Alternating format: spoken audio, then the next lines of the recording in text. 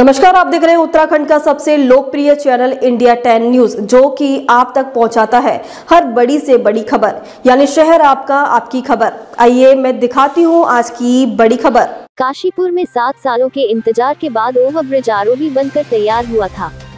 इस ओवरब्रिज के निर्माण को लेकर विभिन्न संगठनों ने हीला हवाली से चल रहे कार्य को लेकर दर्जनों बार धरना प्रदर्शन किया और कार्यदायी संस्था को भी घेरा। इसका विरोध पूर्व विधायक हरभजन सिंह चीमा को भी झेलना पड़ा, लेकिन आनन फानन में इस ओवरब्रिज का उद्घाटन किया गया। कुछ समय तक तो यह ओवरब्रिज ठीक ठाक चला, उसके बाद इस ओवरब्रिज पर भारी वाहनों का गुजरना प्रतिबंधित हो गया। अब यहाँ पर रेलवे ओवरब्रिज फिर से सुर्खियों में आ गया है। बीती रात्रि करीब 10:30 बजे एमपी चौक के पास ओवरब्रिज के एक हिस्से से पत्थर के टुकड़े झड़कर नीचे गिर गए। गनीमत ये रही कि उस समय उसकी चपेट में कोई नहीं आया, वरना कोई दुर्घटना भी घट सकती थी। वहीं जिस एरिया से पत्थर के टुकड़े झड़े हैं, उस एरिया के ऊपर सड़क का हिस्सा भी काफी धंस गया है। संभवतया इसी कारण नीचे से पत्थर झड़े हैं। वहीं एनएच व पीडब्ल्यूडी अधिकारियों ने भी आरओबी के क्षतिग्रस्त होने का निरीक्षण किया। आज इस मामले को लेकर कांग्रेस नेता संदीप सहगल के नेतृत्व में बड़ी संख्या में कांग्रेसी भी मौके पर पहुंच गए और विधायक व पूर्व विधायक का घेराव करते हुए एमपी चौक पर धरने पर बैठ गए और भ्रष्टाचार की उच्च स्तरीय जांच की मांग की। वहीं विधायक चीमा ने कहा कि आज सायं इस मामले को लेकर एनएच व पीडब्ल्यूडी अधिकारियों के साथ वार्ता होनी है, अभी इस मामले में राजनीति नहीं होनी चाहिए। वहीं भाजपा प्रदेश महामंत्री खिलेंद्र चौधरी ने कहा है कि इस मामले में उच्च स्तरीय जांच होगी, जो भी इसमें दोषी पाया जाएगा उसके खिलाफ वैधानिक कार्रवाई अमल में लाई जाएगी। उन्होंने कहा कि प्रदेश के मुखिया पुष्कर सिंह धामी जी जहां एक और प्रदेश में विकास की गंगा बहा रहे हैं, वहीं इस तरह की घटना कतई बर्दाश्त नहीं की जाएगी। यह मामला माननीय मुख्यमंत्री के संज्ञान में अवश्य डाला जाएगा। काशीपुर से सह संपादक जुगनू खान की रिपोर्ट। क्या कहना है इसमें सर? आज भी इसमें पुलिस प्रशासन ने जो है डाइवर्ट किए हैं सारे लोडेड वाहन। देखिए, अभी मुझे कुछ ही मिनट पहले पता लगा है कि पुल में कोई दिक्कत है या कोई क्रैक है और उसके कारण भारी वाहनों को रोक दिया गया है। छोटे व्हीकल चलने की अनुमति है, लेकिन जांच का विषय और जांच होनी चाहिए और जो दोषी हैं उनके खिलाफ कार्रवाई होनी चाहिए, चाहे वो अधिकारी हों चाहे वो ठेकेदार हो।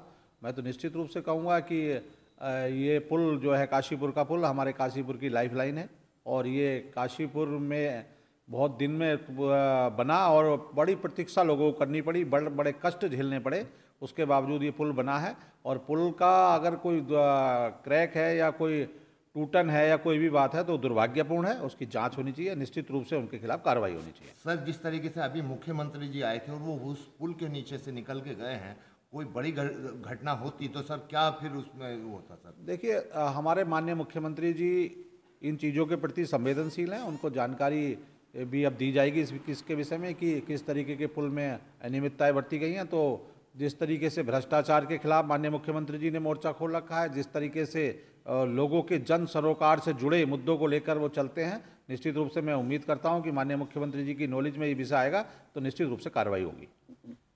कल देर रात को हमारा आरओबी है काशीपुर एमपी चौक के जो ऊपर है, इसका जो एक्सपेंशन ज्वाइंट था, हमें सूचना मिली कि वहाँ पे थोड़ा सा क्रैक आ रखा है और ऊपर से कंकड़ गिर रहा है। ये सूचना पर तत्काल हमारी टीमें में पहुँची, एनएच के अधिकारियों को सूचना दिया गया और हमारे तहसीलदार साहब भी मौजूद करके और एहतियातन हमने तुरंत इस एरिया को गार्डन किया। गार्डन करने के बाद ब्रिज पे किसी भी तरीके की आवाजाही रात में बंद करने के बाद ट्रैफिक को हमने नीचे की सर्विस लेन से चलाया और बाकी ट्रैफिक को रेगुलेट करके बाहर से घुमा दिया था।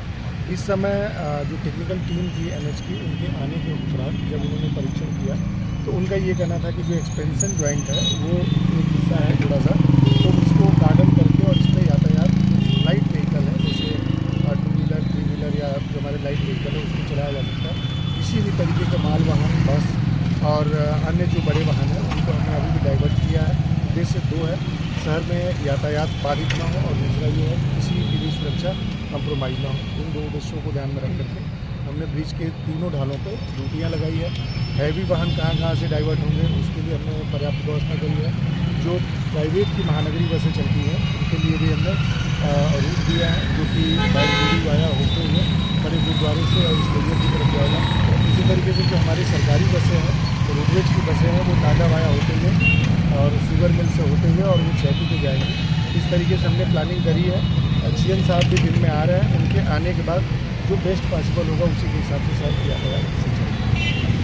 का आक्रोश देखा जा रहा है। आप देखिए 7 साल के बाद हम लोगों ने, पूरी कांग्रेस पार्टी ने, काशीपुर की जनता ने इतना संघर्ष करने के बाद ये पुल का संचालन शुरू हुआ। और संचालन भी कैसे कैसे शुरू हुआ आप सब जानते हैं। उसके बावजूद आज फिर से ये गिरने की स्थिति में, जगह जगह से झड़ रहा है, लिंटर कमज़ोर है। जो माल इसमें लगाया गया है उसमें पूरी तरीके से भ्रष्टाचार हुआ है। ऊपर से लेकर नीचे तक सारी सरकार और सारे अधिकारी, सारे आरोपी के जितने भी बिल्डर्स हैं, जितने भी इसके इंजीनियर्स हैं, सारे के सारे इन्वॉल्व हैं। हम सब लोगों की डिमांड है कि इसमें जितने अधिकारी और जितने भी नेता संलिप्त हैं उन सबकी निष्पक्षता से जांच होनी चाहिए। और जितने भी हमारे जनप्रतिनिधि हैं, चाहे वो धामी सरकार हो, चाहे सांसद हो, चाहे मेयर हो, चाहे विधायक हो, सबके सब अपना इस प्रकार का सबको इस्तीफा दे देना चाहिए। और इस्तीफा देने के उपरांत हम सब लोग इस्तीफे की मांग करते हैं कि 7 साल के बाद और 8 साल से रामनगर पे जो पुल चल रहा है वो 8 साल उसके निर्माण को हो चुके हैं। शर्म आनी चाहिए इस धामी सरकार को। और अपने 3 साल पूरे होने के उपरांत हर्षोल्लास के साथ पूरे प्रदेश में जनता को गुमराह करके जो हर्षोल्लास बनाने के ये लोग तैयारी कर रहे हैं, और पूरी जनता इस तरीके से त्राही त्राही मची हुई है।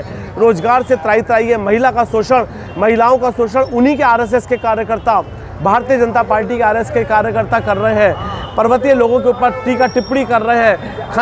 खनन से पूरा का पूरा ये खनन माफिया प्रदेश बन चुका है। आज इस पूरे उसमें ये लोग अपने आप के ऊपर पीठ थपथपाने का काम कर रहे हैं, लेकिन विपक्ष ऐसा नहीं होने देगी। हम सब लोग सड़कों पर हैं। आरओबी के जितने भी लोग हैं, चाहे वो नेता हो चाहे अधिकारी हो, उसकी निष्पक्षता से जांच होनी चाहिए। जनप्रतिनिधियों के इस्तीफे की मांग हम लोग करते हैं और हम लोग निरंतर करेंगे। जब तक जांच नहीं होगी तब तक ये संघर्ष जारी रहेगा। अधिकारियों का केवल कहना है कि जिन्होंने डिज़ाइन करा था उस समय हम लोग यहाँ पर उपस्थित नहीं थे। जिसने डिज़ाइन करा वो अधिकारी आएगा, उससे हम मानक लेंगे। लेकिन आप मानक देख रहे हैं कि ना चढ़ने का, ना उतरने का, ना सही से कुछ लोगों के दबाव में आकर पूरे का पूरा पुलों का नक्शा चेंज कर दिया गया, जिससे आज ये दुर्घटनाग्रस्त सारा एरिया हो रहा है। 20-20 टायरा जो है इसके ऊपर खनन के और रेता बजरी के ट्रक चलाए जाते हैं, जिसमें इसकी चढ़ने और उतरने की क्षमता इतनी नहीं है पुल की। आरओबी का जो कैंटिलीवर पोर्शन है वो थोड़ा सा बेंड हुआ है। वो एक्सपेंशन जॉइंट के साथ जो कंक्रीट लगी होती है वो मेन स्लैब के साथ मोनोलिथिक नहीं होती है। उसका मेंटेनेंस 1-2 साल में होता रहता है। इस स्ट्रक्चर को जिसने डिज़ाइन किया है वो डिज़ाइनर को हमने बुलाया है, वो कल सुबह आएगा। तो एग्जैक्ट रीज़न क्या हुआ, कैसे हुआ, वो कल ही हम आपको बता पाएंगे। पूरी सही है, 70 आर लोडिंग के लिए डिज़ाइंड है और कोई भी भार क्षमता सहने को बिल्कुल पर्याप्त है इसमें। बट कैंटिलीवर पोर्शन पे वो भार क्षमता जब चली जाएगी तो उसमें बेंडिंग होना स्वाभाविक है, वो स्ट्रक्चर का काम है।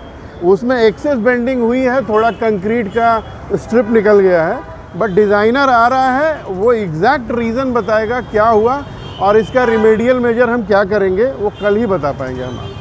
खबरों में अब तक के लिए बस इतना ही। फिर मिलेंगे नई खबरों के साथ, तो हमारे चैनल को लाइक और सब्सक्राइब करना ना भूलें। जय हिंद, जय उत्तराखंड।